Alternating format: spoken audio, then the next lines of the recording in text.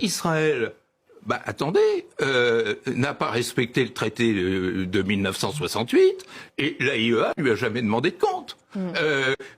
Israël est doté de l'arme atomique et elle active son programme de production de missiles. Personne ne lui fait la moindre remarque.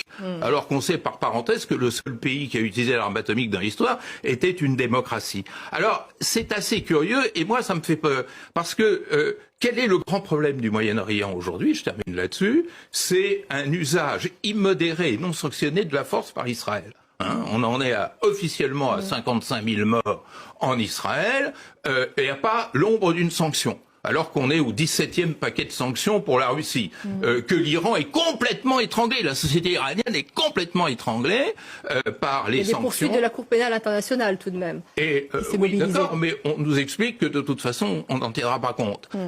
Donc, effectivement, on est dans une logique d'impunité, et c'est ça qui est dangereux. Parce que ce qu'on oublie de dire sur l'attaque de la nuit dernière sur l'Iran, c'est que elle a changé de nature. C'est plus comme l'ancienne attaque qui était purement technique.